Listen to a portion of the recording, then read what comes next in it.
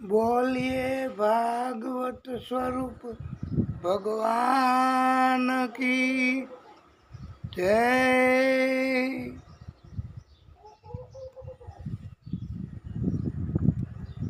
बालकृष्ण लाल की जय।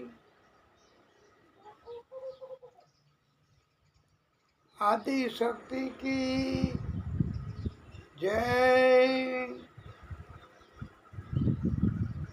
सूरज नारायण भगवान की जय। नारायण भगवान की जय।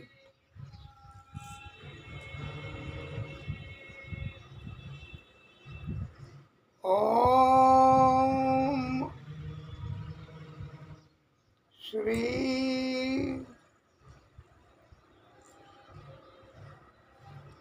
परमात्मने नमः। ओम श्री सरस्वत्यै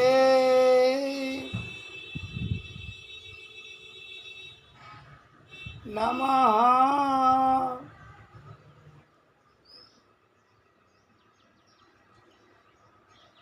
ओम श्री महालक्ष्मी नमः।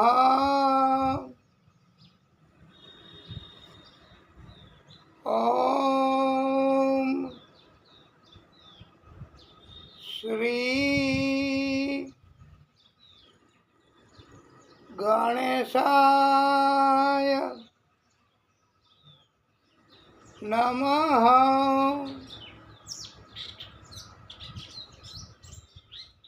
ओम श्री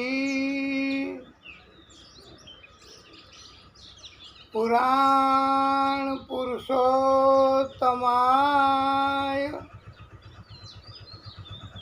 नमः।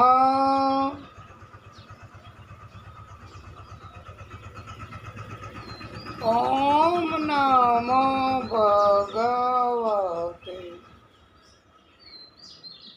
वासुदेवाय।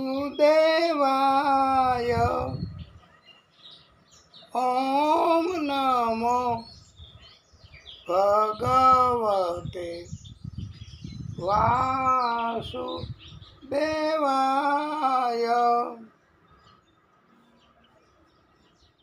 ओम नमो भगवते वासुदेवाय।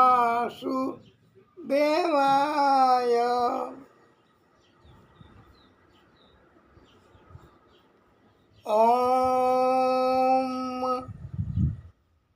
नमः पार्वती पतये हर हर महादेव हर।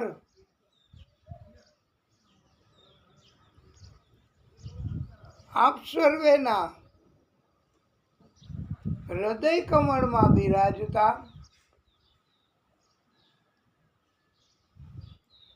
आदि शक्ति तथा एमना बधाज प्रागट्यो प्रभुए प्रगट कर्યું હોય ને પોતાનું સ્વરૂપ માતાજી સ્વરૂપે ગણેશજી સ્વરૂપે હનુમાનજી સ્વરૂપે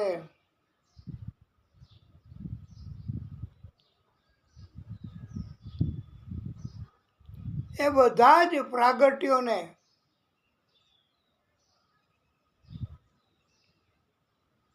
આપણે કોટાનું કોટી પ્રણામ કરીશું.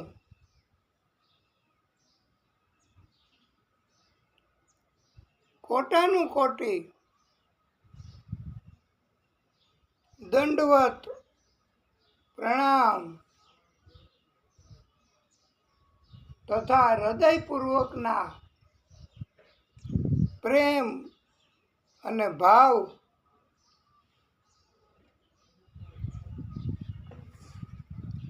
એ મારફતે આપણે આ દિવ્ય કથાની શરૂઆત આપણે કરીશું.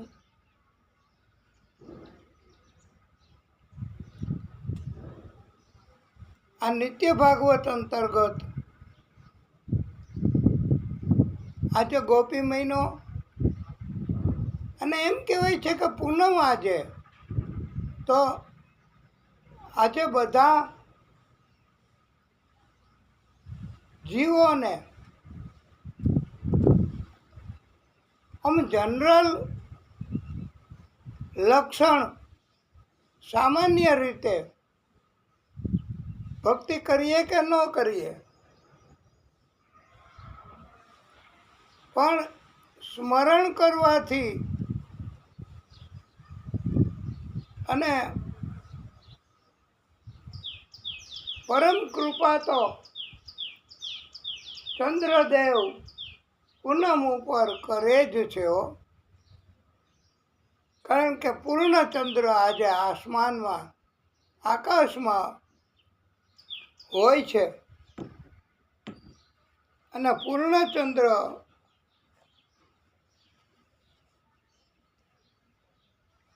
એની કથા તો આપણે નહીં કરીએ અત્યારે, પણ એક રેફરન્સ માટે કહીશું કે આજે ચંદ્રદેવનું સ્વરૂપ પૂર્ણ છે,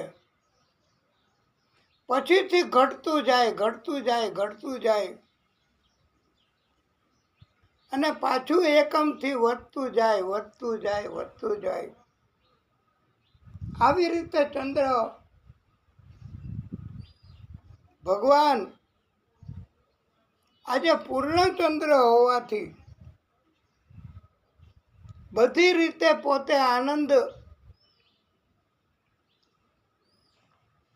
કરે અને કરાવે એવો એમનો ગુણ હોવાના કારણથી આજે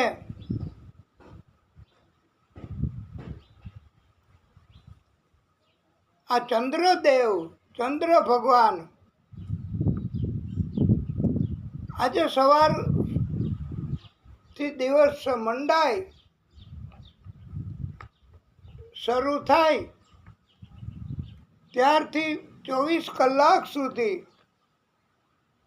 ચંદ્રની કૃપા ચંદ્રની મહેરબાની બધા ઉપર થાય જ છે. અને ભક્તિ કરે એની ઉપર તો બહુ વધારે થાય છે. અને ભક્તિ ન કરે આજના દિવસે કોઈ જગ્યાએ રોકાવાનું થાય, જવાનું થાય, બીજી પ્રવૃત્તિમાં રહેવાનું થાય, તો પણ ચંદ્રદેવ આજે બધા જ સ્ત્રી પુરુષો બાળકો બાલિકાઓ બધા જ જીવોના આનંદ અને આનંદમાં વધારો કરે છે. ચંદ્રદેવ આવી કૃપા કરે છે. બોલીએ શ્રી વૃંદાવન બિહારી લાલ કી જય.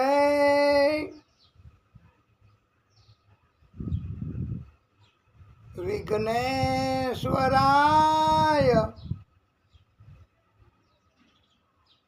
वरदाय सुरप्रियाय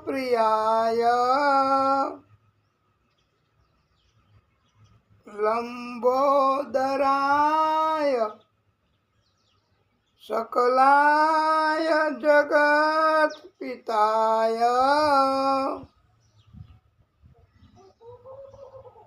नागाननाय श्रुतियज्ञविभूषिताय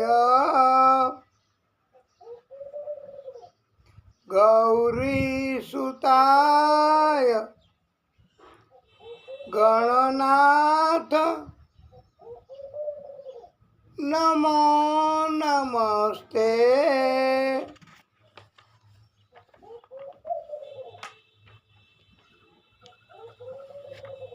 अस्ति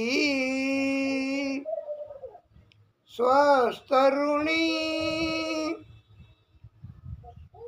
कराग्रविगलत्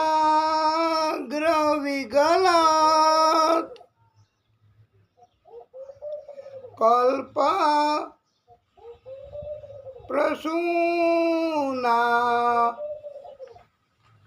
प्लुतम् वस्तु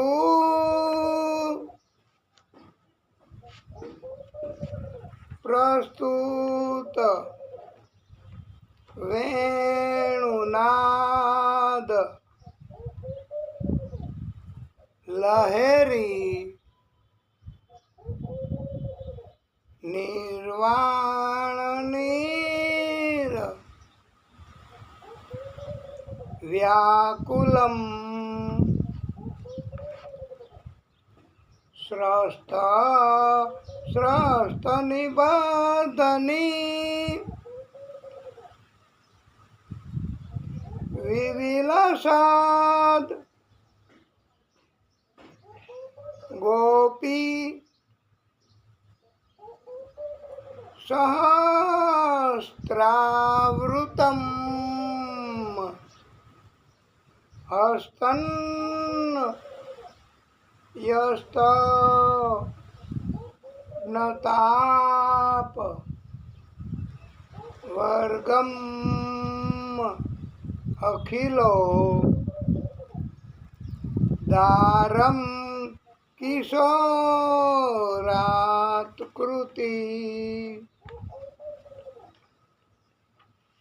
ओम सूर्य देवाय नमो नमः।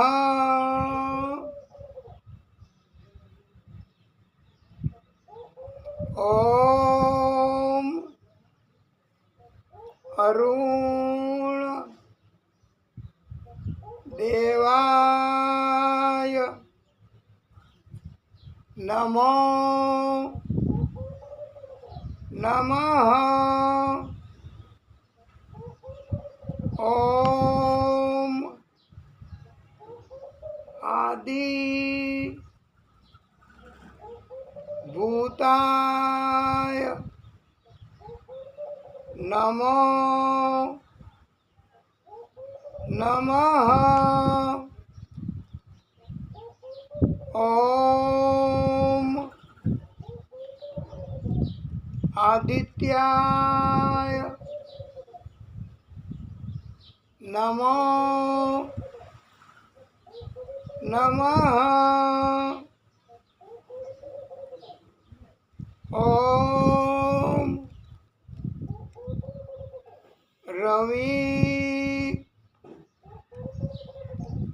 देवाय नमो नमः। ओम भास्कराय नमो नमः।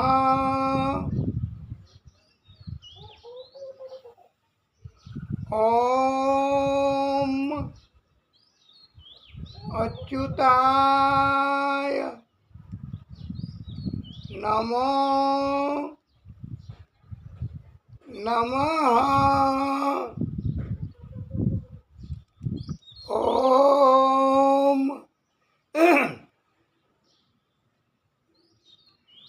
વિશ્વ રૂપાય નમો નમઃ.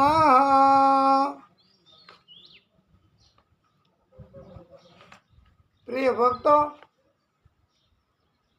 આપણા સૂર્યનારાયણ ભગવાનના થોડાક નામ એનું ઉચ્ચારણ કર્યું.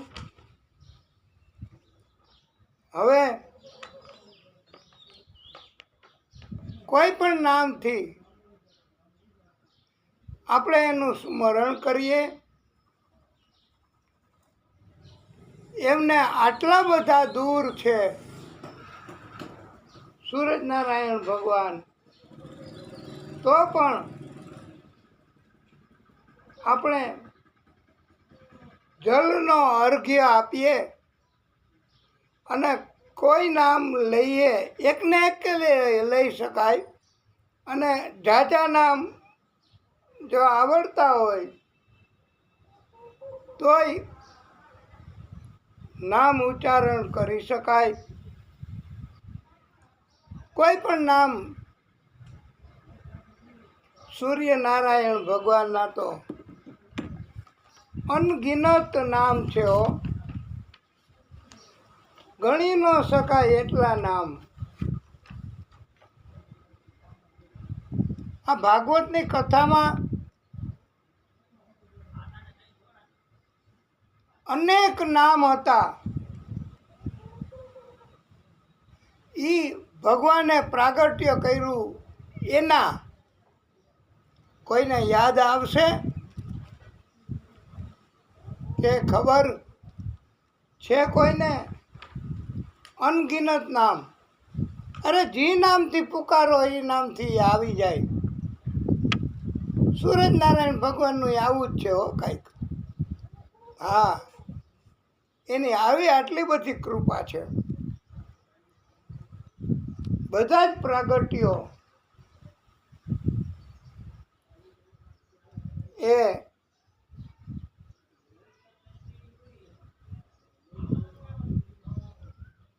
કૃષ્ણ તરીકે જ્યારે પ્રાગટ્ય કર્યું આદિશક્તિએ, ત્યારે અનગિનત નામ.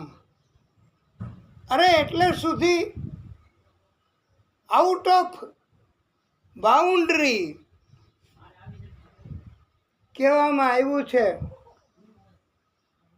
કે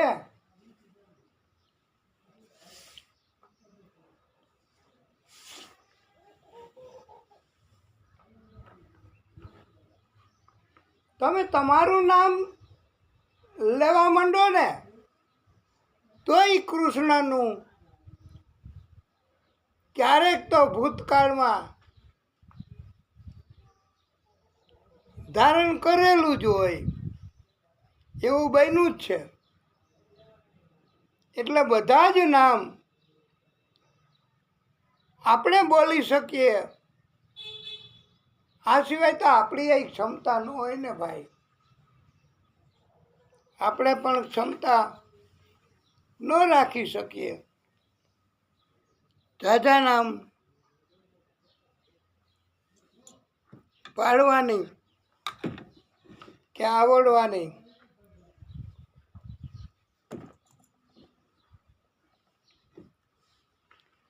ભક્તને એવું કહ્યું છે ભગવાન કૃષ્ણએ કે તમે તમારું નામ બોલો ને તો એ મારું જ નામ છે. આખી સૃષ્ટિ, આખી દુનિયા, આખું જગત એ આદિશક્તિનું જ રચેલું છે.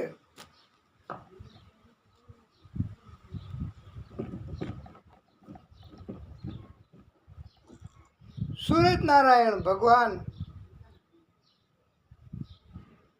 એમનો દિવ્ય મંત્ર આપણે બોલીશું. અરે હજી તો સૂરજનારાયણ ભગવાનની બહુ બીક લાગે. એવું છે હો. હા, વાદળા હોય તોય તડકો લાગે, ક્યાંય ચેન ન પડે તમને. પંખા નીચે બેસો તોય ચેન ન પડે, ઝાડવા નીચે બેસો તોય ચેન ન પડે, છાંયે ખુરશી નાખીને બેસો તોય ચેન ન પડે. પણ સૂરજ દાદાની ભક્તિ જો થઈ જાય, ઈ કૃપા કરે તો આપણે બધાય એના તાપથી રક્ષણ મેળવી શકીએ હો. નહીતર તો બહુ અઘરું પડે. આ આપણે ઓલું નથી કીધું, ના ઘર મેં નહીં ચેન, ના બહાર નહીં ચેન. કોઈ જગ્યાએ તમને શાંતિ કે ચેન ન પડે. એનું કારણ છે કે આપણું શરીર એ પણ આ 5 તત્વોનું જ બનેલું છે. ક્ષિતિ જલ પાવક ગગન સમીરા.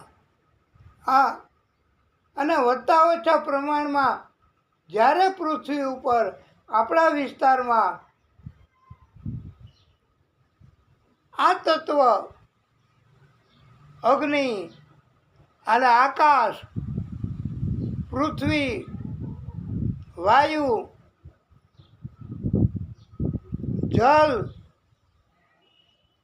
એ ઘટે ને, વધે ઘટે, અનબેલેન્સ થાય છે.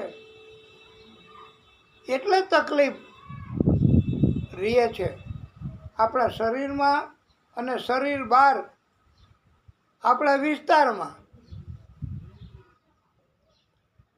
આ તત્વો એનું અનબેલેન્સ થાય, એના કારણથી જ અશાંતિ અને કોઈ જગ્યાએ આનંદ લગભગ મોટે ભાગે નથી મળતો. આ માત્ર ને માત્ર એક જ જગ્યા અંદરથી આપણા શરીરમાંથી શાંતિ પ્રગટ થાય, આનંદ પ્રગટ થાય, એની એક જ જગ્યા કે જ્યાં કથા ભાગવતની અથવા તો ભગવાનની, ભગવાનના ભક્તોની અને સંતો સત્સંગ કરતા હોય. આ ગોપી મહિનો એના કારણથી બધા ભક્તિ કરે અને એ ભક્તિના કારણથી જ માત્ર ને માત્ર અંદરથી આનંદ બધાને ઉત્પન્ન થાય છે હો. તમને ખબર હોય તો ઘણીવાર માણસ એને એમ થાય કે આજે કેમ કંઈક સારો દિવસ છે, તો આપણને ભક્ત હોય તો એમ કહે કે આજે પૂનમ છે. એટલે અને અંદર ભગવાન ચંદ્રદેવ, ચંદ્ર ભગવાન એની કૃપા થાય. સૂરજ દાદા પણ ભક્તિ કરીએ ને એટલે કૃપા કરે હો. એનો દિવ્ય મંત્ર બોલીશું તો આપણી ઉપર કૃપા કરશે. અને આપણને તો એના પોતાના તાપ એનાથી બચાવશે. ઓમ જપા કુસુમ સંકાશમ કાશ્યપેયમ મહાદ્યુતિમ તમોરિમ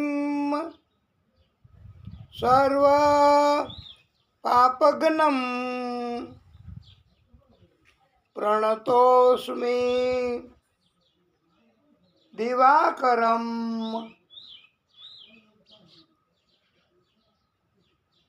ભગવાન સૂર્યદેવ છે તો જ જીવ પૃથ્વી ઉપર સંભવિત છે. અને તમે જુઓ તો આવો જોરદાર તાપ અસહ્ય હોય તો ઉંમર પ્રમાણે ઓછી વધારે તકલીફ પડતી હોય છે. સૂરજનારાયણ ભગવાન બધા જ મનુષ્યોના બધાય પાપનો નાશ કરે છે અને પછી શક્તિ આપે છે. અને છતાંય સૂરજનારાયણ ભગવાનને આપણે કાંઈ આપી ન શકીએ. હા, ઘણાય તો કે જેણે ક્યારેય કથા ન સાંભળી હોય એ તો સૂરજ દાદા આપણને આટલું આટલું આપે છે, સ્વાસ્થ્ય પણ આપે છે, શાંતિ આનંદ પણ આપે છે.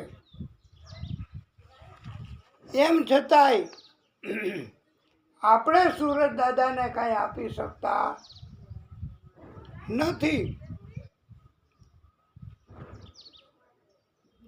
હવે આપણે તો કાંઈ આપી ન શકીએ સૂરજ દાદાને, પણ આપણે અજાણતા અજ્ઞાનતાથી સૂરજ દાદાને ઠપકોય ન આપીએ તો સારું. કારણ કે ઘણા તો અજ્ઞાનતા કે એવા કોઈ કારણથી સૂરજ દાદાને ઠપકો દેતા હોય. એક તો કાંઈ આપી શકે નહીં, એક તો કાંઈ સેવા પૂજા કરી શકે નહીં. કરતા હોય પણ પ્રમાણમાં એટલી બધી ન થઈ શકે, કારણ કે અનબેલેન્સ વાતાવરણ. તો ત્યારે એક તો આપણે કાંઈ કરી ન શકીએ સૂરજ દાદાની કૃપા મેળવવા, પણ આપણે ઉલટાના સૂરજ દાદાને ઠપકો આપતા હોય કે આ સૂરજ દાદા પણ વાહે પડી ગયા છે. કેવા તાપ! સવારમાં ઉઠીએ ત્યારથી તાપ, સાંજે 6 વાગે 6:30 થાય, 7 થાય તોય તાપ. આ સૂરજ દાદા તો શું કરશે? પણ આવી રીતે આપણે અજ્ઞાનતાના કારણે અથવા આવી રીતે એની ભક્તિ કરીને એનો આનંદ મેળવવાને બદલે, એનું રક્ષણ મેળવવાને બદલે આપણે ભક્તિ તો કરી ન શકીએ, રક્ષણ તો મેળવી ન શકીએ, અને પાછો ગુસ્સો કરીએ સૂરજ દાદા ઉપર, તો પછી તો આપણને ક્યાંથી હરખું રહીએ આપણે નથી ઘણા ભેગા થાય મંદિરે કે કોઈ જગ્યાએ, તો આપણે કંઈ કે હમણાં તો હરખું નથી આવતું હો. પણ હરખું કેવી રીતે આવે? કેટલુંક આવે? ભક્તિનું પ્રમાણ ઘટે છે ને ભાઈ. અને પછી ભક્તિનું પ્રમાણ એ સુરત દાદા જ એની કૃપાથી જ, હમણાં નહીં તો પછી ભક્તિ તો મળશે જ. અને સુરત દાદા જપા પુષ્પની જેમ ગ્રહમંડળમાં અરુણિમા મય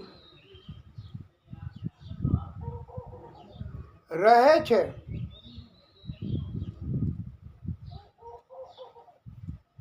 આપણે તો સુરત દાદાને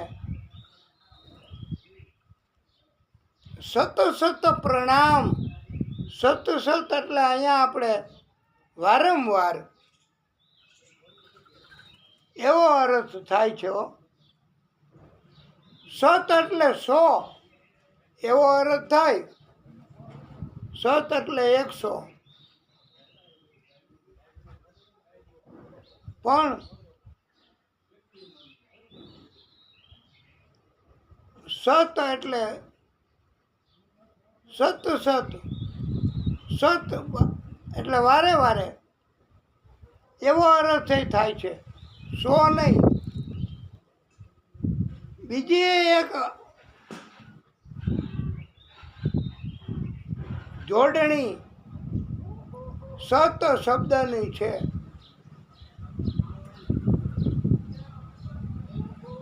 એ હનુમાન ચાલીસામાં આવે છે.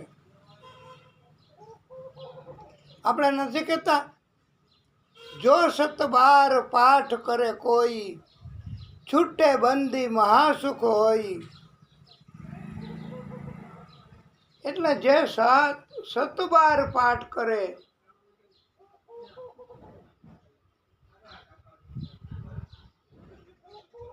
એને હનુમાનજીની કૃપા બહુ થાય એવું આપણે બોલીએ છીએ. ત્યાં પણ 112 એટલે વારે વારે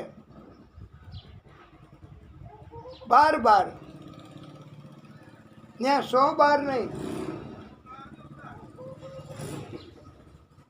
એનું કારણ છે કે એવું કોઈએ માની ન લેવું કે 112 એટલે 112 જ હનુમાન ચાલીસા બોલવા,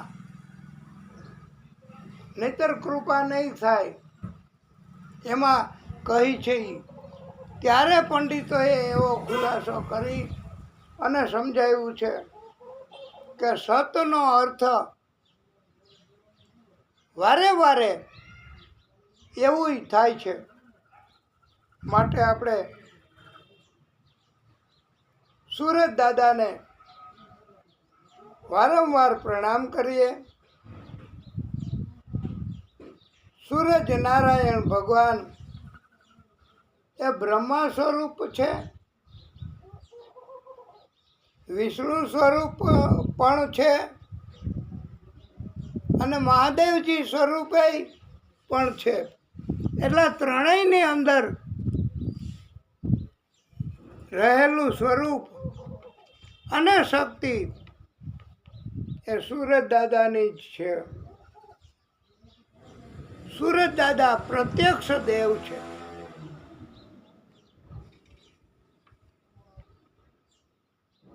સૂર્યનારાયણ ભગવાન એમની કૃપા આપણે દરરોજ મેળવી શકીએ એટલા માટે પ્રિય ભક્તો, આ મંગલાચરણ નિમિત્તે આપણે સુરત દાદાની ભક્તિ કરવાની કરીએ છીએ. અને સુરત દાદાની ભક્તિથી આ તાપ, આ બફારો કે આ કોઈ અરે આપણું શરીર એમાં સુરત દાદાની કૃપાથી શક્તિ આ મંગલાચરણ નિમિત્તે પણ જો આપણે એમનું સ્મરણ કરીશું તો કૃપા થશે. શ્રી હરિમ પરમાનંદમ ઉપદેશ કાર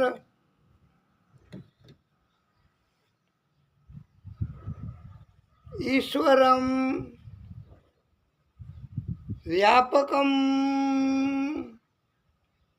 સર્વલોકાનામ કારણમ તમ નમામિ હરિમ પરમ.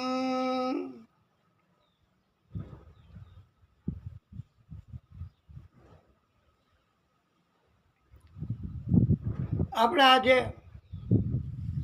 પૂનમ અને એ પાછી આ ગોપી મહિનાની, તો આપણે પ્રભુની કૃપા મેળવવા માટે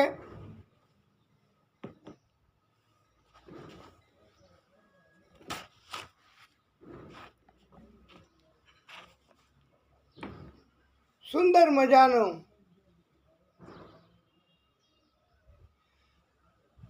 એને સ્તોત્ર સ્તુતિ કાંઈ પણ નામ આપી શકાય. એમાં પણ ભગવાનની સુંદરતાનું વર્ણન આવે છે. વંશી વિભૂષિત કરાન નવનીર દાભાત પીતાંબરા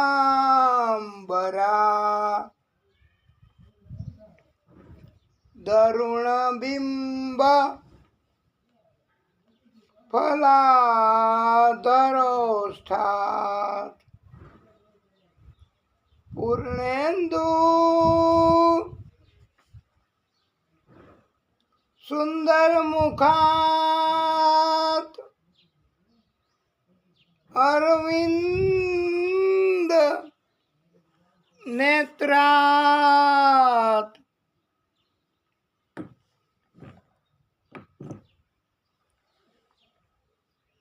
કૃષ્ણાત પરમ કિમપી તત્વમ અહમ ન જાને. કૃષ્ણ ત્વદીય પદ પંકજ પંજરાંતે અધ્યેવ મે વિશતું માનસ રાજહંસ. પ્રાણ પ્રયાણ સમયે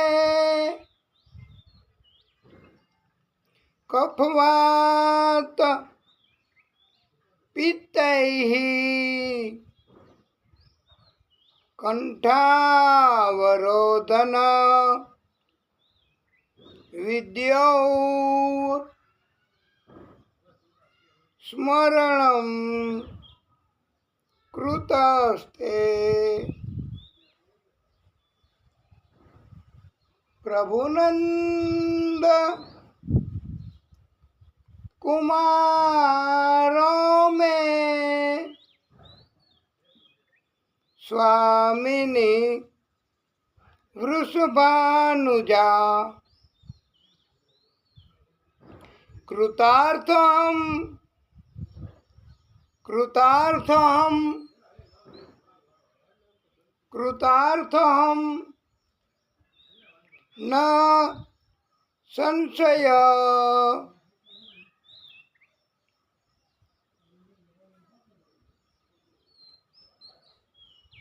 नारायणं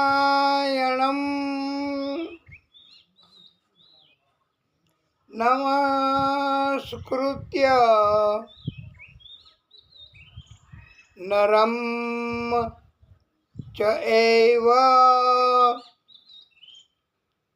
नरोत्तमं देवी सरस्वती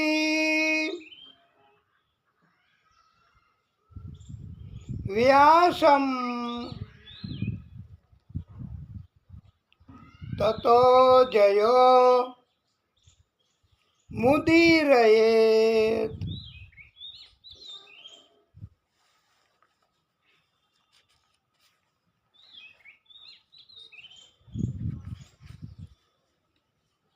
આપણે આ દિવ્ય સ્તોત્ર આજે પ્રભુને રાજી કરવા અને આપણે દરરોજ પ્રભુને ભગવાનને પ્રિય છે એવું કોઈને કોઈ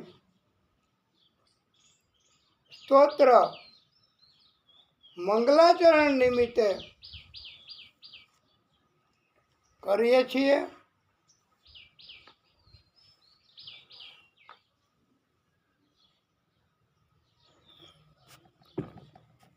અને ભગવાનને રાજી કરવાનો પ્રયત્ન કરીએ છીએ.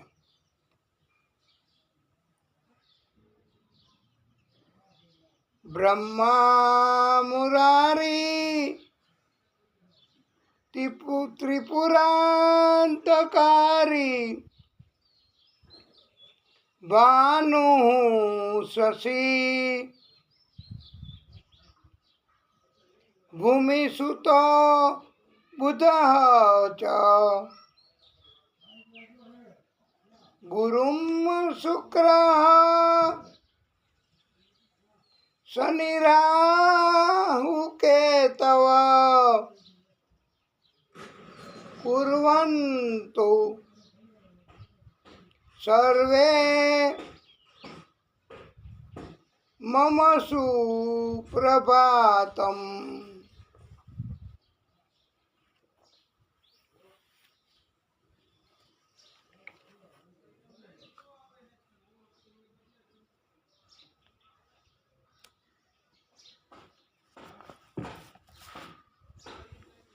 વનમાલી મુરલી ધારી ગોવર્ધન ગિરિવરધારી. વનમાલી મુરલી ધારી ગોવર્ધન ગિરિવરધારી. નિત નિત કર માખન ચોરી. નિત નિત કર માખન ચોરી. ગોપી મનહારી.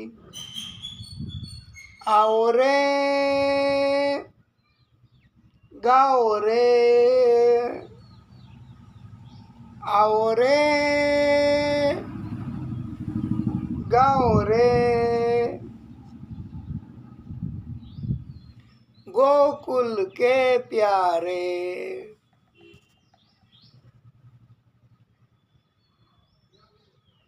आओ रे काना रे आओ रे काना रे. गोकुल के प्यारे गाओ रे रास रचाओ रे. गाओ रे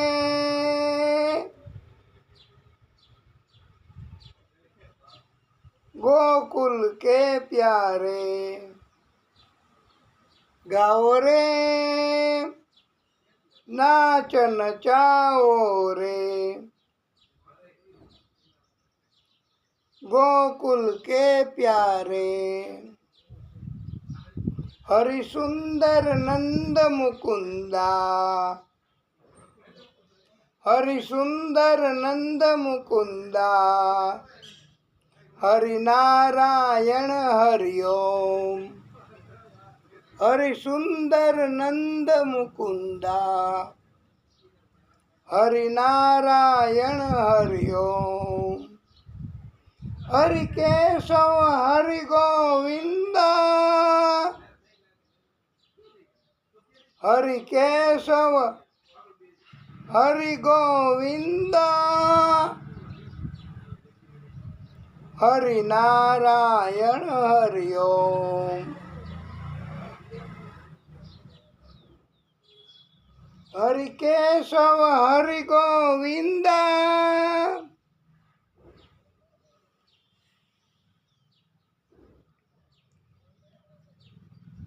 हरि केशव हरि गोविंदा, हरि नारायण हरि ओम। हरि सुंदर नंद मुकुंदा,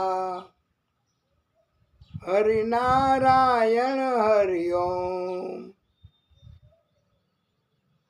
हरि सुंदर नंद मुकुंदा, हरि नारायण हरि ओम। हरि केशव हरि गोविंदा, हरि नारायण हरि ओम। हरि केशव हरि गोविंदा, हरि नारायण हरि ओम। हरि सुंदर नंद मुकुंदा, हरि नारायण हरि ओम। हरि नारायण हरि ओम। हरि सुंदर नंद मुकुंदा, हरि नारायण हरि ओम। हरि सुंदर नंद मुकुंदा, हरि नारायण हरि ओम।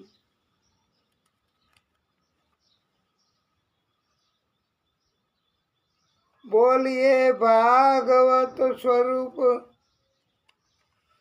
भगवान की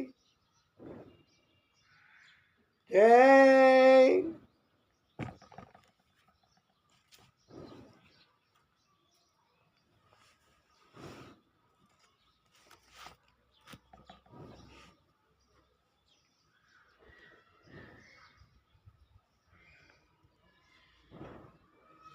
हरि नारायण गोविंदा,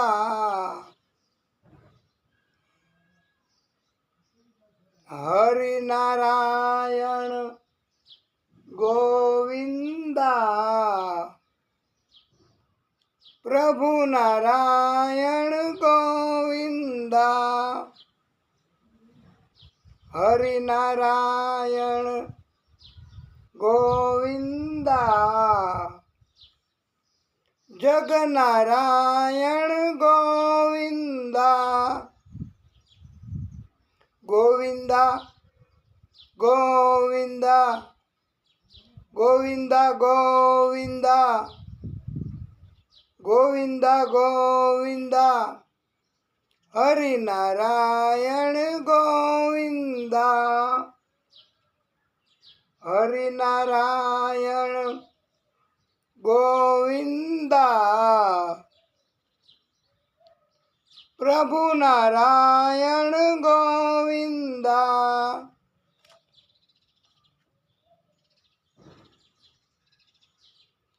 गोविंद गोविंद गाओगे ગોવિંદ ગાઓગે, પ્રેમ પદાર્થ પાઓગે. ગોવિંદ ગોવિંદ ગાઓગે, પ્રેમ પદાર્થ પાઓગે. હરિનારાયણ ગોવિંદા, હરિનારાયણ ગોવિંદા. ભજરામા કૃષ્ણ ગોવિંદા, હરિનારાયણ ગોવિંદા. પ્રભુ નારાયણ ગોવિંદા. બોલો સબ સંતન હરી હરી, બોલો સબ સંતન હરી હરી. મુખ પર મુરલી અધર ધરી, બોલો સબ સંતન હરી હરી. મુખ પર મુરલી અધર ધરી. આ આપણે કીર્તન કરીએ છીએ, એમાં આપણે લેવું હોય તો રાસ લેવામાં વાંધો નથી હો. ગોવિંદ નામ વિસારોગે,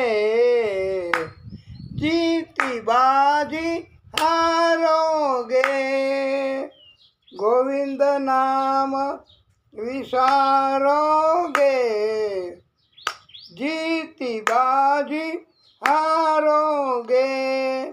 रस लेने का विसारोगे तो प्रभु की कृपा कम होती, प्रभु की कृपा कम होगी. रस जो આપણે ન લઈએ અને એનાથી તો અંદર લોહીનું પરિભ્રમણ. આપણા એક મિત્ર ભક્ત છે, એમણે સંદેશો કેવડાવ્યો હતો, મેસેજ કેવડાવ્યો છે કે તમે ભાગવત દરમિયાન ભજન કીર્તનનું બહુ મહત્ત્વ છે, એટલે ભજન કીર્તનને ધૂન બહુ બોલાવો છો આ નિત્ય ભાગવત અંતર્ગત, અને આટલું લાંબુ મંગલાચરણ કરો છો. પણ એક ફાયદો થાય છે, એ મેડિકલ અધિકારી છે, ઓફિસર જેને કહેવાય, સરકારી એપોઇન્ટેડ, અને એમણે કહ્યું છે કે આ બે હાથ ભેગા કરો ને, અરે ખાલી તાલી ન પાડો, અવાજ ન કરો, અને ખાલી બે હાથ ભેગા કરીને હથેળીને ઘસો તો પણ આખા શરીરમાં લોહીનું પરિભ્રમણ લેવલમાં થાય છે. નથી વધારે નથી ઓછું. એટલે જે લોકો હાથ બે ભેગા કરે તો કેટલા ફાયદા. એક તો સામેના માણસને એમ થાય કે એ પોતે બે હાથ ભેગા કર્યા તો આપણને પગે લાગ્યા હશે, આપણને પ્રણામ કર્યા હશે. અથવા આપણે મંદિરે ઊભા હોય તો એમ જ માને કે એને જરાય શરમ નથી, કે એને કાંઈ ભગવાનની એવી નહીં કે આપણને કોઈ જોશે, આપણે બે હાથ ભેગા કરીને પગે લાગશું તો આપણી નબળી કોઈ છાપ પડશે. પણ ભક્તને એવું કાંઈ ન હોય. તો બે હાથ ભેગા કરવાનો ફાયદો કયો કે બીજાના મગજમાં પોઝિટિવ વિચાર આવે, અને બે હાથ ભેગા કરીને જો એમાંય ઘસો, બે હાથને ગતિ કરાવો તો વધારે ફાયદો. અને એમાંય પણ ભજન કીર્તન થતા હોય, સપ્તાહ કથા કે ભાગવત કથા કરતા હોય અને તાલી પાડવાનું. અમે બધા વક્તાશ્રીઓ કહેતા જ હોય કે તાલી પાડો અને ધીમે ધીમે પાડજો ભાઈ. એટલે હું કે પછી બૈરા હોય તો સમજી જાય કે અદા કહે છે કે જોશથી પાડો, તાળી પાડો. તો તાળી પાડવાથી પણ લોહીનું પરિભ્રમણ એ તાળી પાડવાથી અનેક ફાયદા છે. અને શક્તિ ઉર્જા ઉત્પન્ન થાય છે. એટલે આપણે ભક્તિ કરીએ અને એમાંય આ ગોપી મહિનો તો ખાસ ભગવાનની કૃપા થાય અને ભગવાન ભક્તિ કરે એને અનેક ગણું ફળ આપે છે. અને ઘણાય તો હજી તો આજે 15 દિવસ થયા ને, ઘણાય આમંત્રણ આપ્યું છે, પણ અમે કોઈનું પાણી પણ જલ પણ નથી લેતા અને કોઈ આગ્રહ કાંઈ પણ હોય તોય નથી કરતા. એનું કારણ છે કે ગોપી મહિનો, પવિત્ર મહિનો એ આપણે બે હાથ જોડીને વિનંતી કરી દઈએ કે આપને ખોટું લાગે તો ભલે, પણ અમે કંઈ આ પવિત્ર મહિનામાં કોઈનું કાંઈ સ્વીકાર કરતા નથી કે શરીરમાં ભોગ તરીકે પણ આરોગતા નથી. અને પ્રભુની કૃપા. અને આપણે તો હજી 15 દિવસ થયા. આપણા એક ભક્ત એમણે કહ્યું છે કે તમે હવે પછીના દિવસોમાં તો અમારે ત્યાં પધરામણી કરીને જે અહીંયા કરો છો એ ત્યાં કરો, પણ પ્રભુની કૃપા હજી ઘટે છે એવું લાગતું હોય છે. અને આ રીતે જો ભક્તિ ચાલુ રાખશું અને પ્રભુની કૃપા અધિક મહિનામાં ભક્તિ કરવાથી, ભાગવતની કથા કરવાથી, નિત્ય ભાગવત અંતર્ગત આપણે એટલા માટે તો આ મંગલાચરણ એ મોટું અને વિસ્તૃત લાંબુ મંગલાચરણ આપણે એટલે કરીએ છીએ. તો ભગવાનની કૃપા અને લાંબુ મંગલાચરણ થાય એ એક જાતની કથા છે ને. ભગવાન આવી જાય, કોઈ ભગવાન બાકી રહ્યા હોય પ્રગટ થવામાં, તોય એ ભગવાન પ્રગટ થઈ જાય એટલે આપણે પછી કથાને શરૂ કરીએ. પછી કથા તો કરવાની જ છે. એક શ્લોક, અડધો શ્લોક, અડધાનોય અડધો શ્લોક કરીશું તો ભગવાન તો કૃપા કરવાના જ. આખો દરિયાનું પાણી પી જવાનું એ ભગવાન એવું નથી કહેતા કે તમે કથા વધારે કીધા કરો, કથા વધારે કીધા કરો, કથા વધારે કીધા કરો. તો એ ઓલા ટ્રક ડ્રાઈવર જેવું થાય કે માલ સામાન ભરવામાં તકલીફ, એમાં ઉતાવળ, ખાલી કરવામાં ઉતાવળ, ટ્રાવેલિંગમાં ઉતાવળ, ઝડપ, અને પછી બહુ તો કેટલા ફેરા, એક ફેરો વધારે થાય. એટલે વાલા ભક્તો, ભગવાનની કૃપા આપણી ઉપર રહે અને ચાલુ થાય એ માટે આપણે આ નિત્ય ભાગવત અંતર્ગત મંગલાચરણ તો જેને જેને જેને જેને જેને જેને કાંઈ નવીન શ્લોક, સ્તુતિ, મંત્ર, એ આપણા એક મિત્ર છે, એમણે બહુ સરસ મોકલા છે શ્લોક મંગલાચરણમાં કહેવા માટે. અને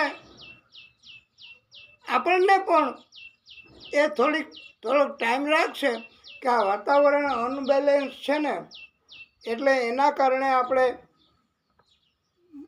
વિસ્તૃત મંગલાચરણ એટલે જ કરીએ છીએ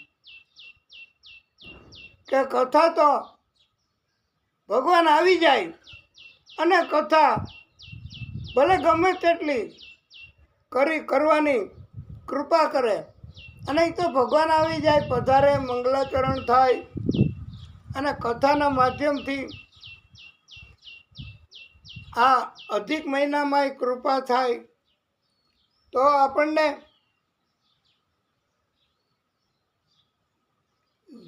એવી સરસ ઝાંખી આ આખો મહિનો દરમિયાન ક્યારેક તો થશે. ઝાંખી એટલે દર્શન. વૈષ્ણવો એમ કહેતા હોય શ્રીનાથજી બાવા એમને કે આજે ઝાંખીના દર્શન થાય તો સારું. અને આ ભાગવત એ આપણા બધાયનું ભાગવત છે, આપણા બધાયની ભાગવતની કથા છે. માટે આપણે મંગલાચરણ નિમિત્તે સુંદર મજાની કથા કરીશું.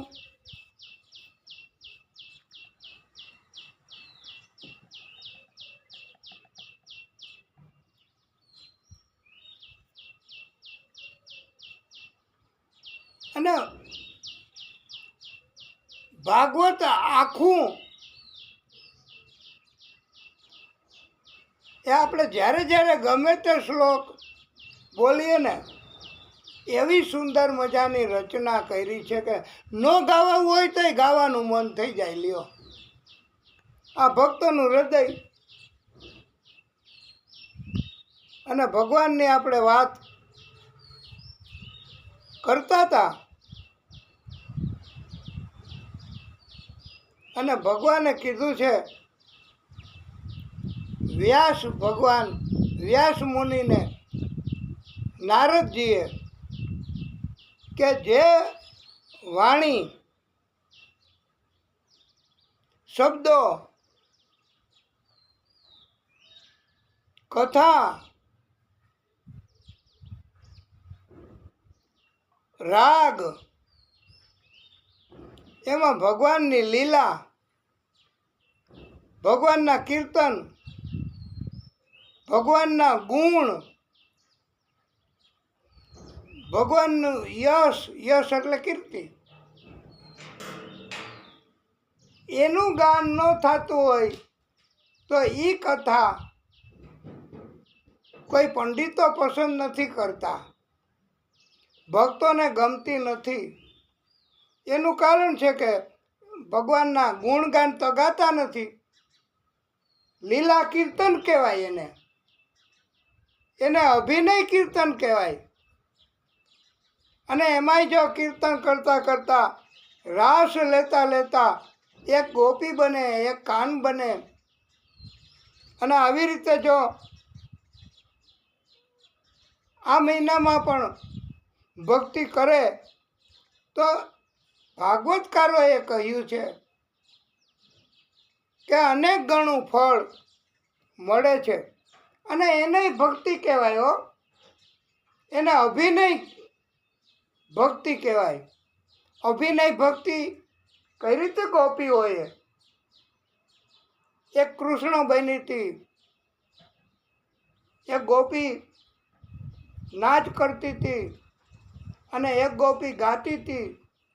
આવી રીતે અભિનય ભક્તિ એ અત્યારે આપણે નથી કેવું કીર્તન, પણ ખાલી યાદ કરાવી દઈ એક લીટી, એક પંક્તિ નહીં, એક લીટી. ચોરી ચોરી માખણ ખાઈ ગયો રે યશોદા કે લલનવા. ચોરી ચોરી માખણ ખાઈ ગયો રે ઓલો છોરો ગોવાળકો. આ માત્ર યાદ કરવાનું. આ કહેવાય કીર્તન, આ કહેવાય રાસ. અને આપણે એક જ રાસ લેવાનો, ક્યારેક બે લેવાય, અને ક્યારેક ક્યારેક એવું થાય તો આપણે એક સમય એવોય આપણે કરશું. આજે તો પૂનમ છે, પણ પછી આપણે એક સમય એવોય લેશું કે ભગવાન એ તો આપણને ક્યારે રાસ લેવડાવશે. કથાના માધ્યમથી આપણે એવી કથા આવશે ત્યારે વિસ્તૃતપણે કથા કરીશું. ભગવાનના વર્ણન, કીર્તન, ગુણ, એને લીલા કીર્તન કહેવાય. વૈષ્ણવોને બહુ પસંદ હોય છે. હરિભજન બીના સુખ શાંતિ નહીં, હરિભજન બીના સુખ શાંતિ નહીં, હરિભજન બીના સુખ શાંતિ નહીં, પ્રભુ નામ બીના આનંદ નહીં, પ્રભુ નામ બીના આનંદ નહીં, હરિભજન બીના સુખ શાંતિ નહીં, હરિભજન બીના સુખ શાંતિ નહીં. શ્રી રામ બીના, શ્રી રામ બીના વિશ્રામ નહીં, શ્રી રામ બીના વિશ્રામ નહીં, શ્રી કૃષ્ણ બીના આનંદ નહીં, શ્રી કૃષ્ણ બીના આનંદ નહીં. નારદજીએ કહ્યું, હે વ્યાસ મુનિ, તમે તો જગતના કલ્યાણ માટે જન્મ ધારણ કર્યો છે. એવું નારદજીએ કીધું. આ વ્યાસ ભગવાન, વ્યાસ છે ને, એ અવતાર ધારણ કર્યા પછી એના જન્મની કથા આવે ત્યારે યાદ કરાવજો, ત્યારે આપણે વિસ્તૃત કથા કરશું. પણ વ્યાસ મુનિ એમણે બહુ વિસ્તારથી બધો વર્ણન કરવા માટે તો અવતાર લીધો છે. અને એ આદિશક્તિનું જ પ્રાગટ્ય છે. એ તો ખબર છે કે એ નહીં. આદિશક્તિ એમણે આ વ્યાસ તરીકે પણ પ્રાગટ્ય કર્યું છે.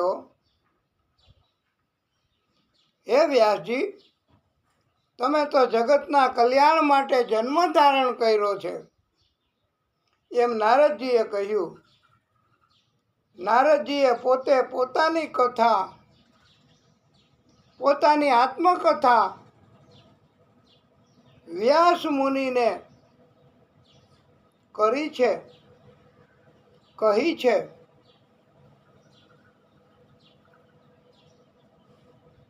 અહમ પુરાતીત ભવે અભવમ મુને દાસ્યાસ્તુ કસ્યાશ્ચન વેદવાદીનામ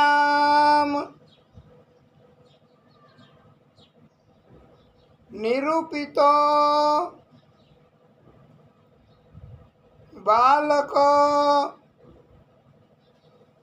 એવ યોગીનામ શુશ્રૂષણે પ્રાવૃષિ નિર્વિક્ષતામ. આ જરાક અઘરો શ્લોક છે વાલા ભક્તો, પણ હે વ્યાસજી, હું નારદ પૂર્વકલ્પમાં વેદવાદી બ્રાહ્મણનો પુત્ર હતો, દાસી પુત્ર હતો.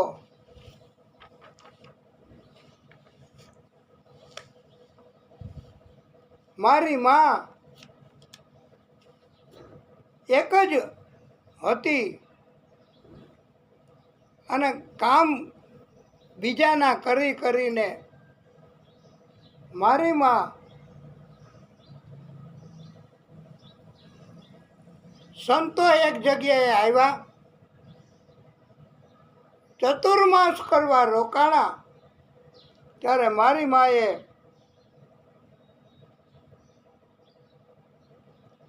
બહુ સેવા કરી સંતોની. હું એક જ નાનો હતો, હું મારી માની સાથે જ જાતો, સાથે જઈને સંતોની હું પણ સેવા કરતો. આવી રીતે નારદજી કહે, હે વ્યાસ મુનિ, મને સંતોની સેવા કરવાની તક મળી છે. સેવા કરવાનું બહુ મૂલ્ય છે ભાઈ. સેવા સેવા સેવા. અને જો તમને યાદ હોય તો સેવા એને પરમ ધર્મ કહેવામાં આવે છે. ઉત્તમમાં ઉત્તમ કોઈ ધર્મ હોય તો એને સેવા કહેવાય છે. મેં મારી માની સાથે રહીને સંતોની બધાની સેવા કરી. મને ભોજન પણ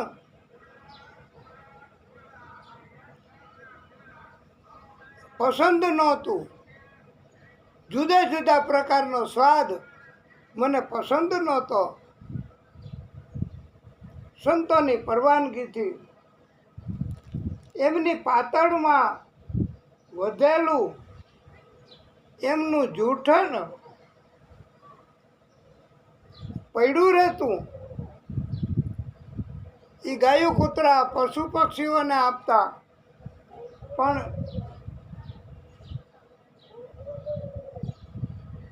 સંતોની પરવાનગી લઈ, અને એટલે જ સંતોની પરવાનગી લેવી પડે હો.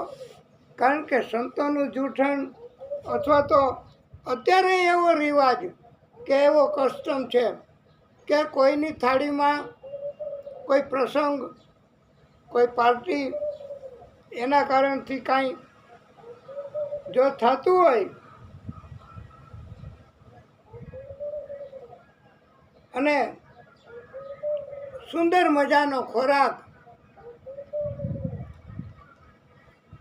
આ પાત્રમાં, ડીશમાં, થાળીમાં આપણે ખોરાક ખાતા ખાતા ખાતા વધે તો પછી જ્યાં ડીશ મૂકવાની હોય ત્યાં એક મોટું પાત્ર રાખવામાં આવે છે આજે પણ, અને એમાં તમારે ડીશ એ સાફ કરીને નાખી દેવું બધું જે વધ્યું હોય ઈ. અને એ બધું ગાયું કૂતરાને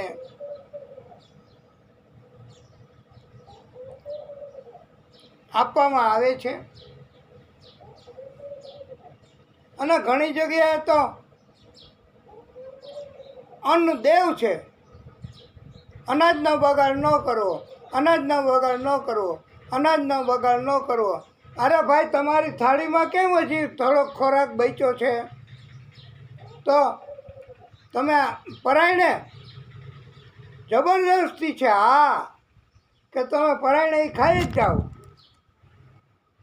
અમે ફેંકશું નહીં બહાર. પણ વાલા ભક્તો, લોકોના આનંદમાં ઘટાડો થઈ જાય. ઘણાને તો સંબંધ બગડે કે આની ઘરે કોઈ દી અવાય જ નહીં ભોજન માટે. હવે થોડો ખોરાક હોય તો શું થઈ ગયું, એ ભેગું કરીને ગાયો કૂતરાને આપી આવો. આવી રીતે પણ વાદ વિવાદ થઈ જાય. એના કરતાં ઘણી જગ્યાએ તો સમજીને કોઈનો મૂડ ખરાબ ન થાય એ માટે. અને ઘણાયને તો પ્રિય ભક્તો આ વાત સાંભળી હોય, ક્યારેક કથા સાંભળી હોય ભાગવતની, અને આ ચેપ્ટર વિસ્તૃત રીતે જો સમજ્યા હોય તો નારદ ઋષિ એ નાનપણમાંય સંતોની થાળીમાં જે કાંઈ વધતું એ લઈ અને પોતે ખાઈ જતા. અને ઘણા તો એવા હોય છે અત્યારે કે જોઈએ એટલું જ લે. એ કે ભાઈ એક ચમચી જ આપજો, મને medically I am not advised, એટલે હું સ્વીટ બહુ નથી લેતો. આ અડદિયો, લચકો, શીરો અથવા તો આ એક ચમચીથી વધારે નહીં લઈ શકાય. આ તો ભગવાનની કૃપા અને તમારી સાથેનો કંપની, એમ કરીને બધાય અડધી ચમચી જ લેતા હોય. ઓલા કે લ્યો ને જમો ને, પણ જમે ત્યાં સુધી સારું, જમે ત્યાં સુધી વાંધો નહીં, એ જવાબ આપતા હોય. પણ જમવાને બદલે બગાડ થાય. એક ચમચીની જરૂર છે તો તમે 2 ચમચા ના આપો ભાઈ, બગાડ થશે. એને કહેવાય બગાડ.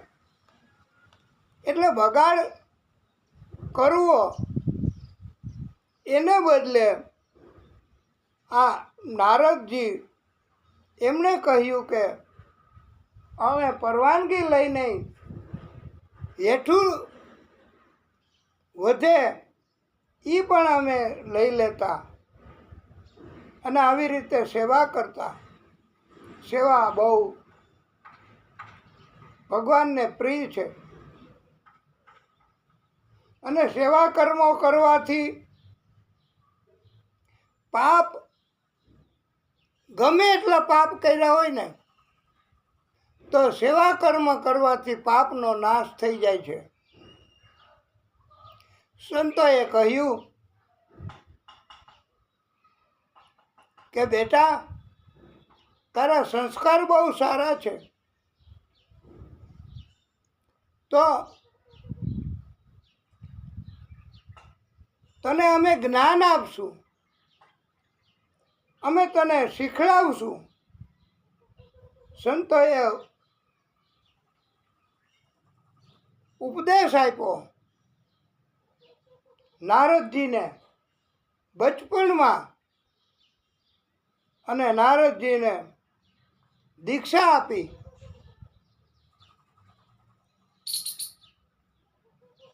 ગાયત્રી મંત્રનો ઉપદેશ આપ્યો. એ ગાયત્રી મંત્ર એ બીજો પણ કહેવાય છે અને ભાગવતમાં પણ આપ્યો છે ગાયત્રી મંત્ર. પણ બહુ ચુસ્ત ભક્ત ભૂદેવ એને તો ગાયત્રી મંત્ર બહુ પ્રિય હોય હો, બ્રાહ્મણો એમને. અને સતત બ્રાહ્મણો ગાયત્રી મંત્ર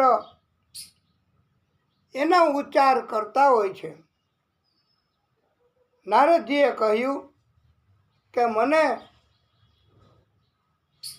સંતોએ ગાયત્રી મંત્રની દીક્ષા આપી અને આપણે પંડિતોએ એવું પણ સમજાવ્યું છે કે ગાયત્રી મંત્ર અને મૃત્યુંજય મંત્ર એ બેય મંત્રને આધાર સ્તંભ ગણીને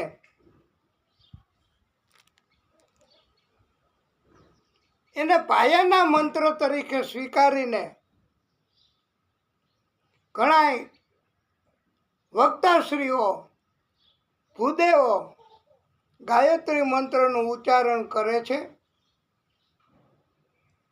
અને બ્રાહ્મણો અને એમાંય પાછા તમે ભાગવતની કથા દરમિયાન ગાયત્રી મંત્ર બોલશો, ગાયત્રી મંત્રનું ઉચ્ચારણ કરશો તો એવા પ્રકારના ભૂદેવો એને મંત્રમાં ખામી છે, મંત્રનું ઉચ્ચારણ બરોબર નથી, મંત્રમાં ઓમ અહીંયા વધારે લગાડ્યો, એવી કોઈ ટીકા ટિપ્પણ કરવી નહીં એમ કહેવામાં આવ્યું છે. અને ગાયત્રી મંત્ર આપણે બોલીશું. અમારો ઈરાદો ભક્તિ કરવાનો છે અને અમે ગાયત્રી મંત્ર એ આ પવિત્ર મહિનો અધિક મહિનો અને જેમ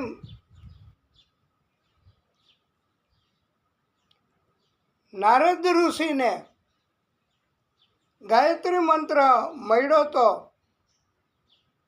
સંતોની સેવાથી, સંતો પાસેથી, એવી જ રીતે અમને પણ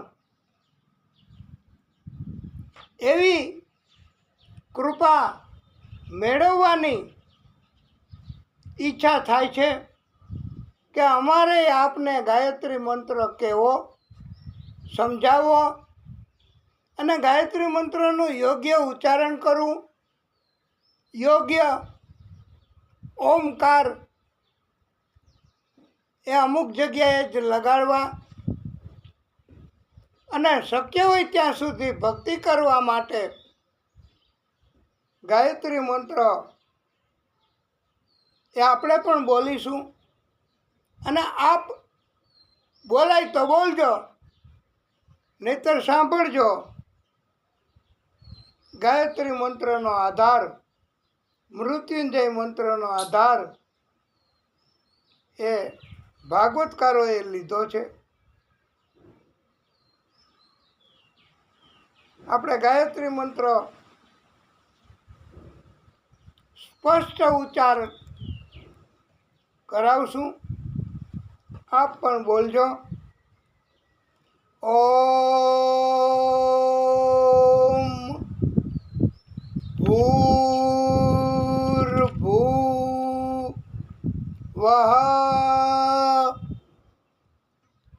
સ્વઃ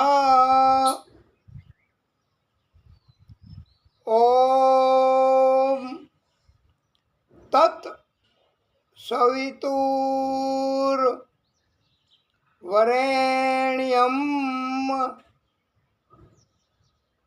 ભર્ગો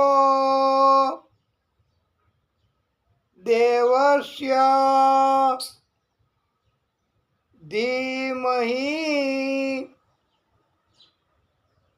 ધિયો યો નઃ પ્રચોદયાત.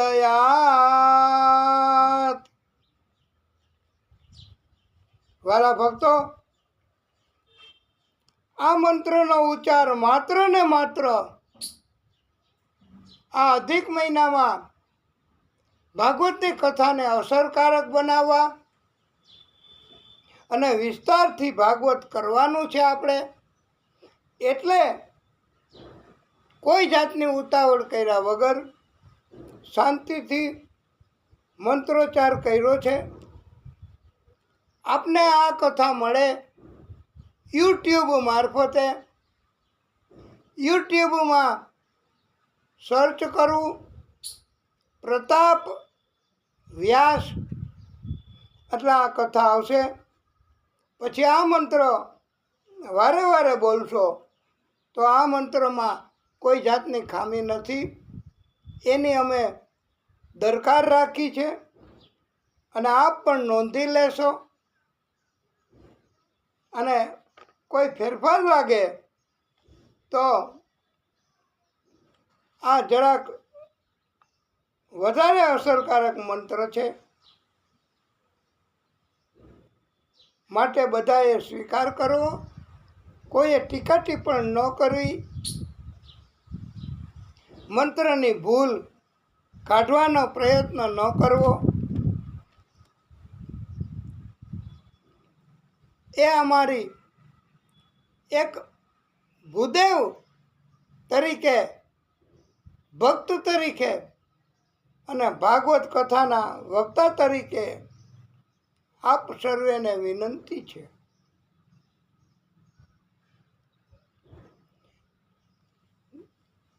નારદજીએ કહ્યું કે મને દીક્ષા મળી ગાયત્રી મંત્રની.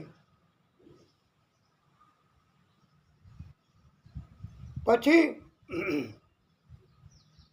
સંતોએ જવાનો પ્રયત્ન કર્યો. 4.5 મહિના પૂરા થઈ ગયા. અમારી ભક્તિ એમાં આવી કંઈક બાધા આવી. મેં કહ્યું સંતોને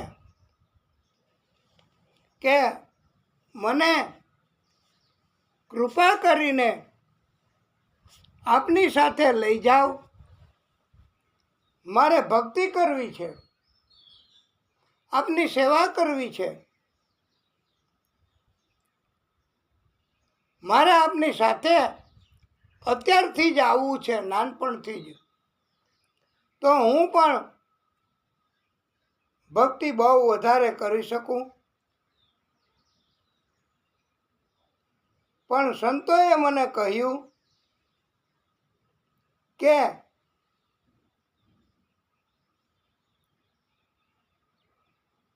હજી તમારે માં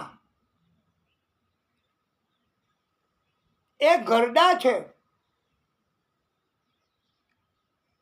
પુત્ર તરીકે તમારે તમારા માં, તમારી માતા એની સેવા કરવાની છે. અત્યારે 4.5 મહિના તમારી માતાએ અને તમે સેવા કરી સંતો તરીકે અમારી, અને અમે તમને આશીર્વાદ સ્વરૂપે એવું સમજાવીએ છીએ કે તમારી માતાની તમે સેવા કરો અને જે કાંઈ થઈ શકે એ બધી સેવા કરવી. માત્ર જમવાની નહીં, જલની નહીં, હાથ પગ એ દુખતા હોય તો માત્ર એની જ સેવા નહીં, પણ તમામ પ્રકારની સેવા કરવી. એવું અમારે આપને ગુરુ તરીકે કહેવું છે. અને તમારે તમારી માં જ્યારે પોતાની રીતે રસ્તો લેશે અને પ્રભુ એમને બોલાવી લેશે ત્યારથી તમારી ભક્તિ શરૂ થશે. હજી તમારે ભક્તિ કરવાને થોડી વાર છે. તમારે તમારી માતાની સેવા કરવાની છે. નારદજીએ કહ્યું કે સંતોની આજ્ઞા માનીને મેં માની સેવા કરી. સતત હું રાતના પણ જાગી જતો અને માને તમામ રીતે પ્રભુની કૃપાથી જીવન જીવવામાં મદદ કરતો. એકવાર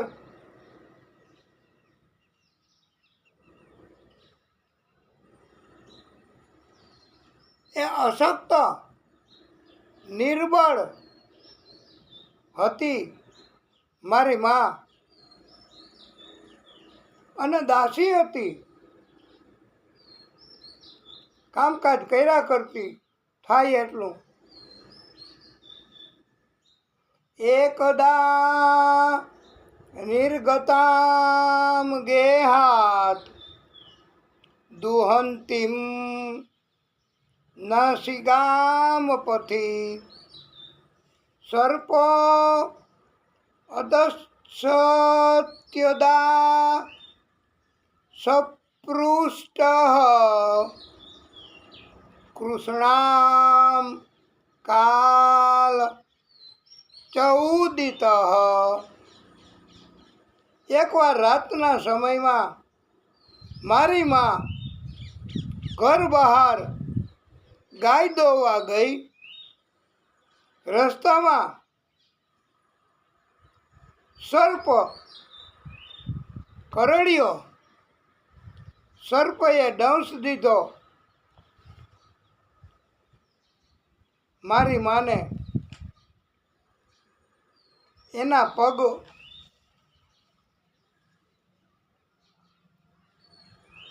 ઉપર સર્પ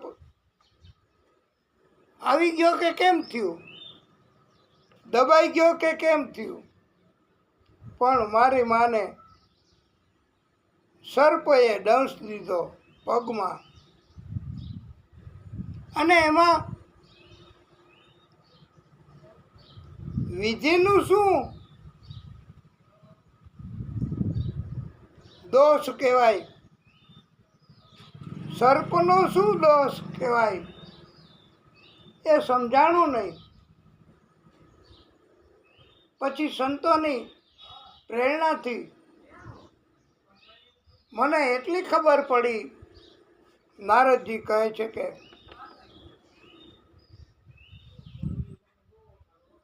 સર્પનો એમાં શું દોષ? એ તો એક ખૂણામાં એક જગ્યામાં હોય. મારી માએ રાતના બહાર ન જવું જોઈએ ને. મારી માએ રાતના ગાય દોવા ન જવાય, પણ એ તો ઉઠીને ગાય દોવા ગઈ. અને એમાં વિધિનું વિધાન હશે, પ્રભુએ નિર્મિત કરેલું હશે કે મારી માનો કાળ તરીકે સર્પ દંશ થયો. આ તો ભગવાનની ઈચ્છા હોય, આદિશક્તિની ઈચ્છા હોય, વિધિનું વિધાન હોય તો જ સર્પ દંશ દે. બીજા કોઈની વાત ખબર છે તમને કે સર્પના કરડવાથી મૃત્યુ થવાનું હતું, એમ છતાંય સર્પના કરડવાથી મૃત્યુ થવાનો શ્રાપ આપવામાં આવ્યો હતો,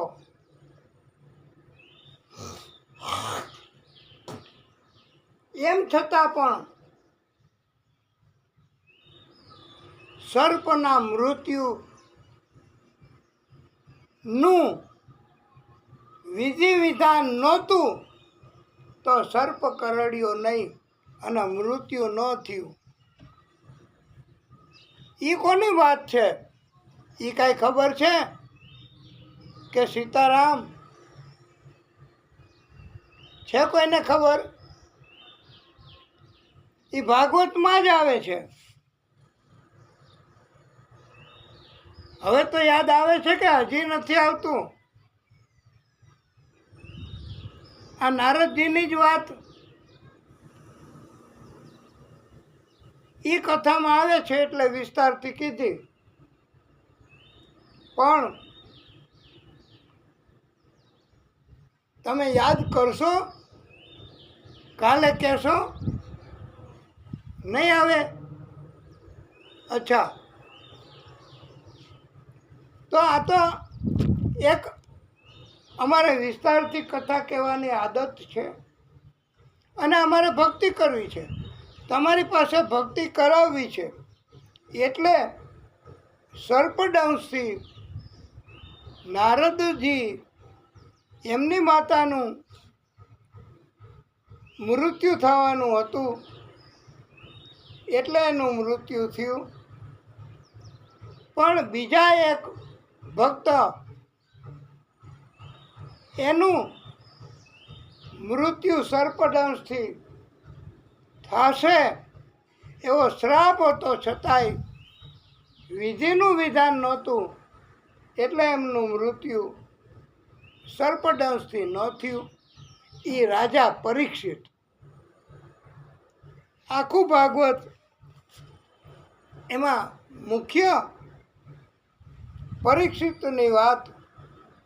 આમ તો બધી મુખ્ય જ છે, પણ વિધિનું વિધાન સમજાવવાનો પ્રયત્ન આ પરીક્ષિતની કથા મારફતે કહેવામાં આવી છે. નારદજીએ કહ્યું કે હું મારી માની જવાબદારીમાંથી એ મૃત્યુ પામી એટલે હું મુક્ત થઈ ગયો. હવે તો ગમે ત્યાં રખડ્યા કરું અને ગમે તે ખાવું. એના બદલે નારદજીએ કહ્યું કે હું તો યાત્રાએ નીકળી ગયો. હવે મારી મા તો હતી નહીં, મારે કોની સાથે રહેવું? પરમાત્માના આધારે જ રહેવું પડે. એટલે મારી જવાબદારી હવે રહી નહીં અને હું યાત્રાએ નીકળી ગયો. ઉત્તર દિશામાં હું ચાલ્યો ગયો. ચાલતા ચાલતા ચાલતા ચાલતા એક નદી આવી. બહુ ઊંડી નહોતી હો, મારે એમાં પડવું નહોતું નદીમાં. પણ મેં પ્રભુનું ધ્યાન નદીના કિનારે ઉપર બેસી કાંઠા ઉપર, અને છાંયો હતો ઝાડ નીચે, ત્યાં બેસીને પ્રભુનું ધ્યાન મેં ધર્યું. મારી આંખોમાં આંસુ ઉભરાઈ આવ્યા. મારા હૃદયમાં ભગવાન પ્રગટ થયા. હૃદયમાં અતિ આનંદ થયો. મને પ્રભુના સ્વરૂપની ઝાંખી થઈ. આ નારદજીને ઝાંખી થઈ. આપણે મંગળચરણમાં ઝાંખીનું કાંઈ કીધું ને, વૈષ્ણવો ઝાંખી કરવા જાય અને ઝાંખી થઈ જાય. એવી રીતે નારદજીને પ્રભુએ આંખો બંધ થઈ તો દર્શન દીધા. એને કહેવાય ઝાંખી થઈ પ્રભુના સ્વરૂપની. અને આટલી કૃપા થઈ. નારદજી કહે મારી ઉપર ભક્તિના કારણથી. પછી તો મેં વારે વારે ઝાંખીના દર્શન કરવાની ઈચ્છા કરી, કોશિશ કરી, પ્રયત્નો કર્યા, પણ મને ઝાંખી પછી ક્યારેય ન થઈ. મને બહુ દુઃખ થયું. પણ પ્રભુની કૃપા થઈ. મને આકાશવાણી સંભળાણી કે હવે તમને ફરીવાર ક્યારેય આ શરીરથી ઝાંખી નહીં થાય, આ જન્મમાં ઝાંખી નહીં થાય.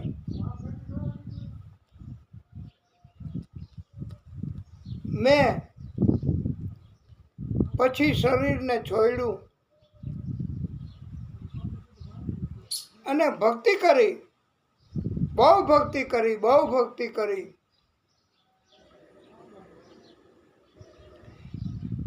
અને શરીર મારું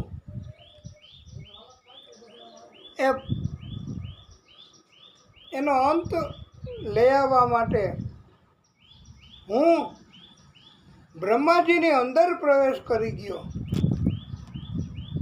પછી બ્રહ્માજીએ સૃષ્ટિનું સર્જન કર્યું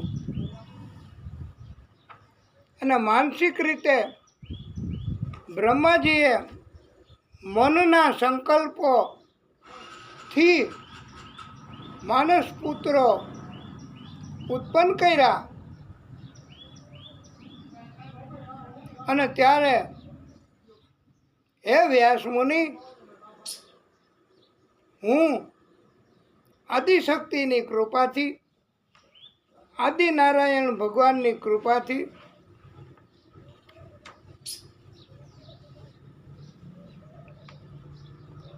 હું પાછો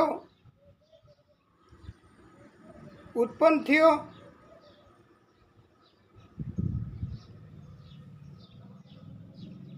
અને ઉત્પન્ન થઈને પણ મેં ભગવાનની લીલાઓનું ગાન કર્યું.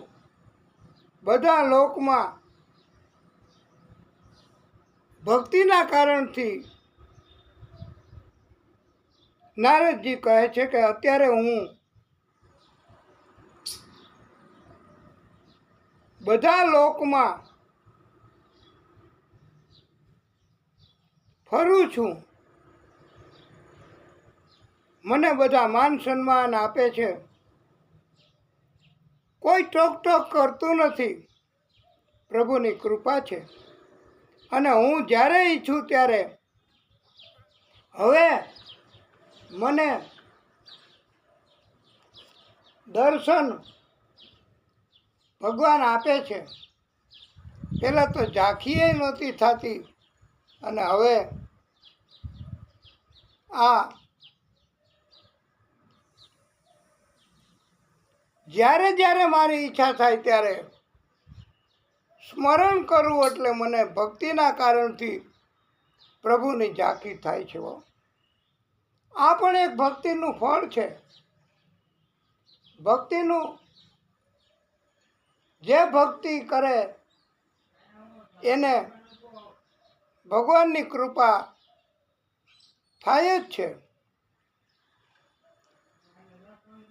નારદજીએ કહ્યું, હે વ્યાસજી, આ ચતુશ્લોકની ભાગવત એનું મને જ્ઞાન થયું છે. એ ચતુર શ્લોકની ભાગવત સૌથી વહેલા બ્રહ્માજીને સંભળાવી, બ્રહ્માજી પાસેથી હું શીખો,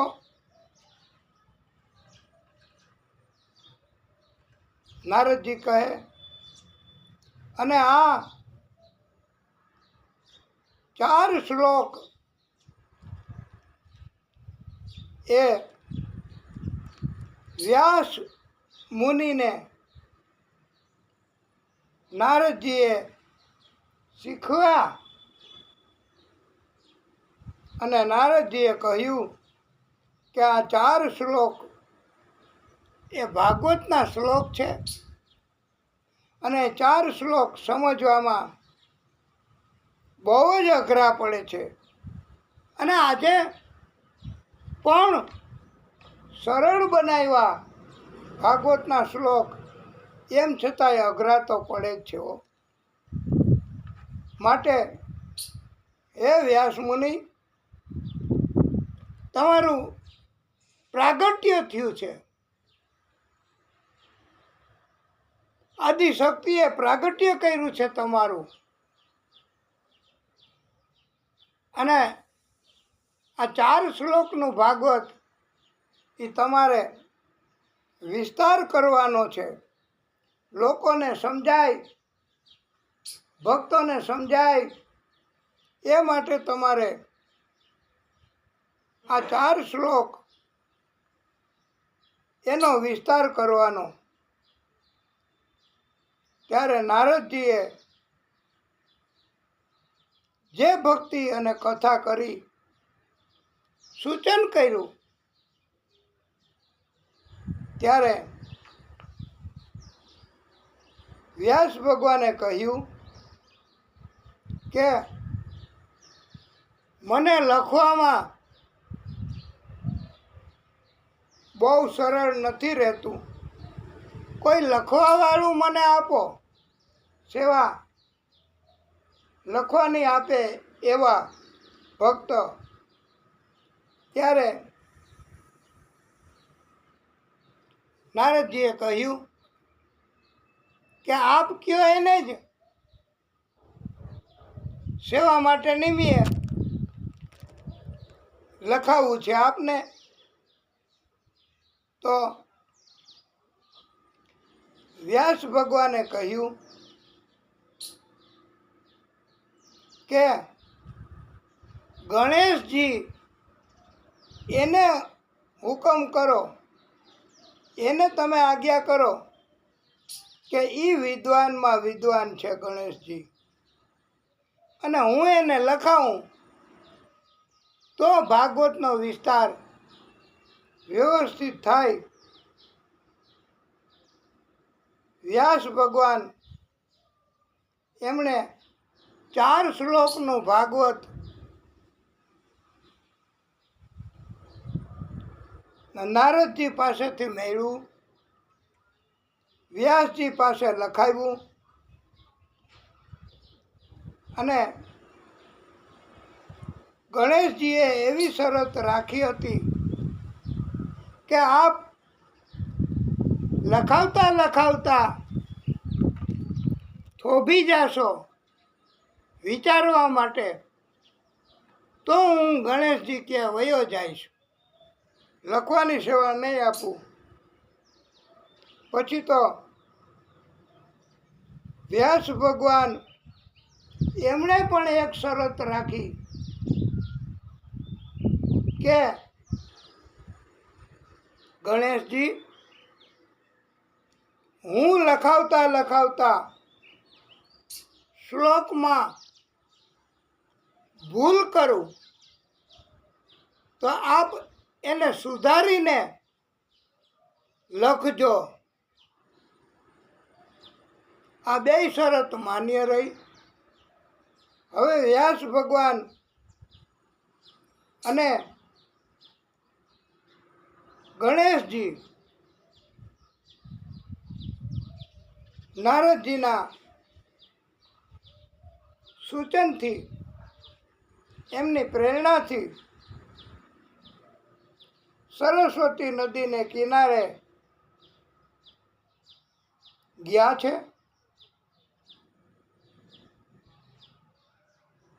અને સુંદર મજાની વાત, સુંદર મજાની કથા ભાગવતની એ વ્યાસ મુનિએ 4 શ્લોકમાંથી 18,000 શ્લોક એની રચના કરી અને 18,000 શ્લોક લખાવ્યા. આજે ભાગવત 18,000 શ્લોકનું છે. સરસ્વતી નદીના કિનારે લખાણું એટલે સરસ્વતી નદીને આજે બ્રહ્મ નદી કહેવાય છે. પરમાત્મા પોતે કહેવાય છે. અને વ્યાસજીને ફરી આનંદ પ્રાપ્ત થયો. એનું મુખ આનંદિત થયું.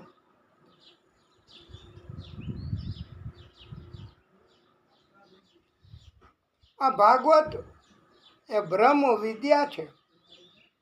સરસ્વતી નદી એ બ્રહ્મ નદી છે. અંત સમયે આ 18,000 શ્લોકનું જ્ઞાન, ભાગવતનું જ્ઞાન કોને આપવું?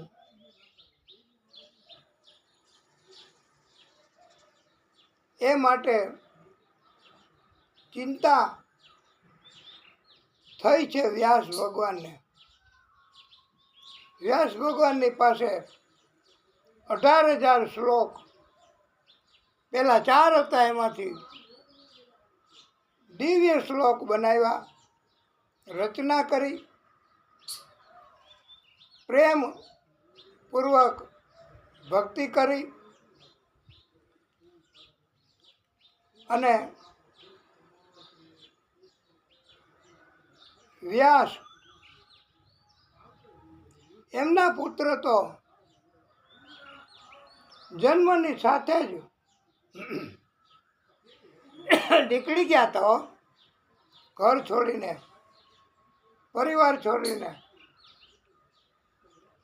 હવે એને કેવી રીતે બોલાવવા, ક્યાં ગોતવા? એ એના પુત્ર હતા એટલે નહીં, પણ એ લાયક હતા અને બહુ તપસ્વી હતા.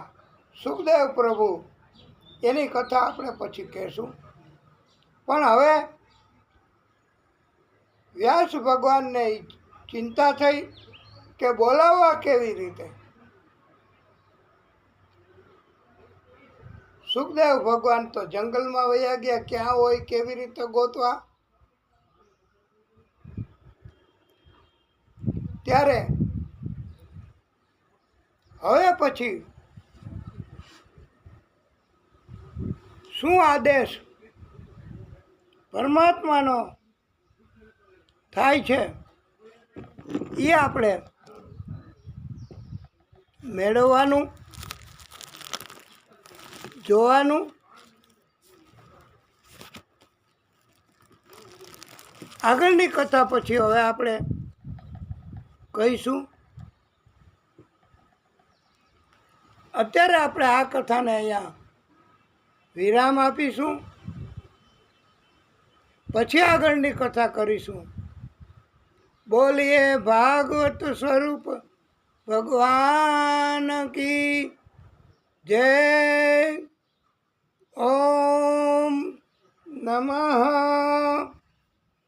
પાર્વતી પતયે હર હર મહાદેવ હર.